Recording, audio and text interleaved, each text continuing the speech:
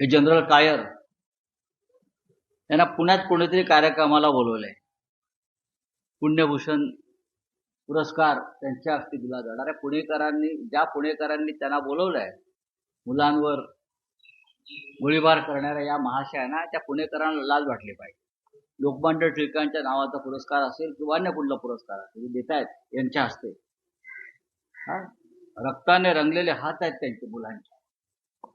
कैलासवासी जयंतराव टिळकांनी सुरुवात केली होती आणि निर्णय क्षेत्रातल्या लोकांचा सन्मान 1 ऑगस्टला लोकमान्यांच्या पुण्यतिथीनिमित्त त्यांच्या नावाने राष्ट्रीय पुरस्कार देऊन इकडे केला जातो.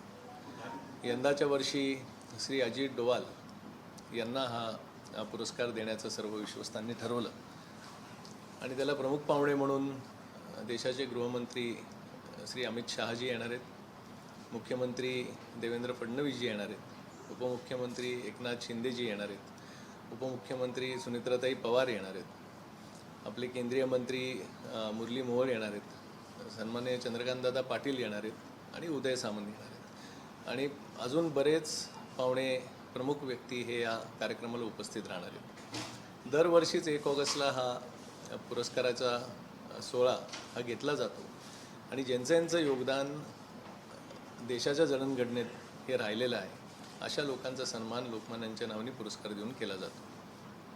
नेमकं सगळं आहे, पण आज संजय राऊतांनी सकाळी काय म्हटले तुम्ही ऐकलेलं आहे.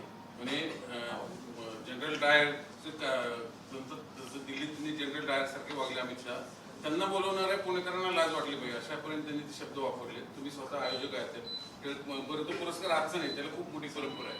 तर काय राऊतांवर काय नाही, आता हा पुरस्कार म्हणजे राजकारण याच्यात खरं तर आणू नये, जे आत्ता पुण्यात चित्र आपण बघतोय.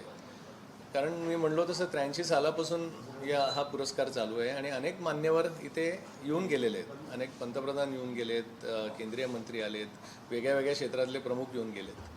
त्यामुळे हा कुठल्या विशिष्ट पक्षाचा एकतर किंवा कुठल्याही राजकारणाशी रिलेटेड हा काय पुरस्कार नाही. हे लोकांचं जे कार्य आहे त्याच्याकडे बघून दिलेलं जातं आणि यंदाच्या वर्षीच्या पुरस्कारात जे त्यांचं म्हणणं आहे हा कुठल्याही इन्सिडेंट बेस हा पुरस्कार नसतो की त्या वेळेच्या इन्सिडेंटशी रिलेटेड. पंतप्रधानांना सुद्धा जेव्हा दिला होता 3 वर्ष आधी नरेंद्र मोदीजींना, तेव्हासुद्धा अशीच वक्तव्य ही अनेक लोकांनी केली होती त्या पुरस्काराविषयी. पण त्यांनी जसं तेव्हा आत्मनिर्भर भारत, न्यू एज्युकेशन पॉलिसी, आपले कल्चरल रूट्स, अशा काही एक विशिष्ट मुद्द्यांवर हा पुरस्कार दिला जातो आणि तेव्हासुद्धा हा पुरस्कार त्याला पकडून हा दिला गेला होता आणि त्यावेळेचा कुठला तरी इश्यू डोळ्यासमोर ठेवून असं आंदोलनात्मक स्वरूप हा द्यायचा प्रयत्न केला होता. त्यामुळे हे कुठला एक इन्सिडेंट बेस्ड एकतर हा पुरस्कार नाही. आणि अजित डोवालांचं कार्य आपल्या सगळ्यांना माहिती आहे की त्यांचं खूप मोठं योगदान राहिलेलं आहे गेले 30-40 वर्ष आपल्या भारताला सुरक्षित ठेवण्यामागे. आणि गृह खातं हे सुद्धा एक मोठा त्याच्यात सहभाग असतो या सर्व ऑपरेशन्स जी होत असतात आणि आम्ही यांना त्यामुळे जेव्हा डोवाल सरांचा सुद्धा ॲक्सेप्टन्स आला, आम्ही अमित शहाजींना तेव्हा निमंत्रण पाठवलं होतं की अशा कार्यक्रमाला गृहमंत्र्यांची जर का उपस्थिती आम्हाला मिळाली तर ते स्वरूप एक चांगलं येईल.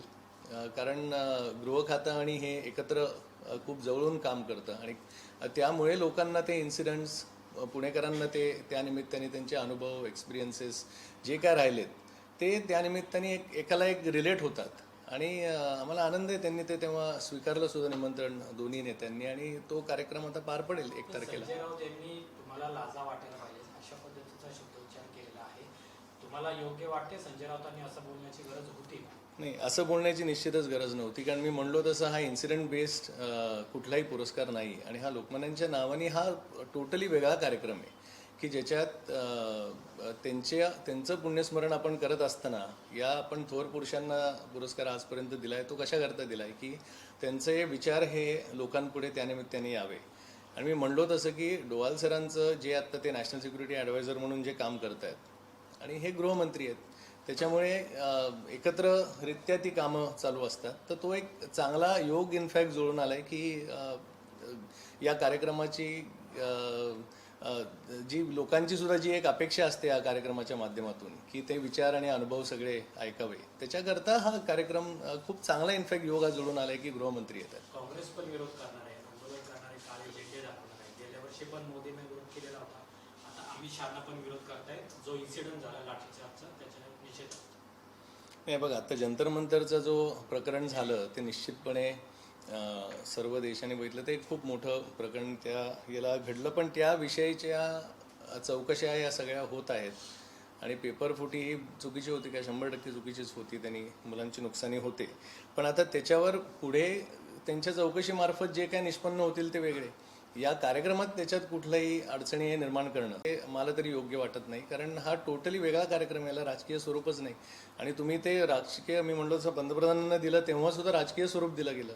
मी जे वारंवार तेव्हाही सांगत होतो की हे संस्थेचा कार्यक्रम आहे, त्यात मी कुठल्या पक्षाचा आहे आणि मग त्यांना द्यायला पाहिजे का नाही, असा विचार घेऊन हा कधी पुरस्कार दिलाच गेलेला नाही आहे. त्यांनी पोस्टर रिलीज केले, त्यामध्ये म्हटलंय की गोळ्या घातल्या तरी आम्ही आंदोलन करू. योग्य वाटतं? आता मी तेच म्हणलं की हे त्यांचं वैयक्तिक प्रत्येक पक्षाने घेतलेला त्यांचा निर्णय आहे. टिळक पुरस्काराचं निमित्त साधून अनेक मंडळी असं वेगळ्या विषयावरून आंदोलन करतात, चर्चेत येतात, प्रकाश होतात येण्याचा प्रयत्न करतात. मी रात्री विषयांतर होते, आता भाजपही त्याला काउंटर आंदोलन करणार आहे. मी गेले 3-4 वर्ष हे सातत्याने, तुम्ही आयोजक म्हणून काय आवाहन कराल, या गोष्टी टाळल्या गेल्या पाहिजे की नाही? 100% या पुरस्काराची उंची, गरिमा ही खूप वेगळी आहे आणि लोकमान्यांचं पुण्यस्मरण करण्याकरता हा पुरस्कार दिला जातो.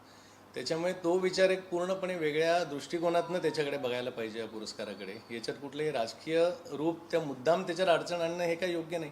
तुम्ही तुमचे राजकीय विचार जे काय मांडायचे ते त्या वेळेला मांडूच शकतात. आपल्याकडे प्रत्येकाला आपला विचार मांडण्याची परवानगी आहेच आहे लोकशाहीमध्ये, त्यामुळे ते करतात, हे त्याच्याबद्दल कोणाचं काही दुमत नाही. पण टिळक पुरस्काराला तुम्ही जर का त्यांचं नाव पुढे ठेवून जर का तुम्ही हे बोलणार असलात तर हे निश्चितपणे चुकीचं आहे. कारण हा मी म्हणलो तसं हा कुठल्याही विशिष्ट इन्सिडेंट बेस्ड हा पुरस्कार नाही, हा अनेक वर्षाचं कार्य बघून लोक बोलवली जातात त्याच्याला.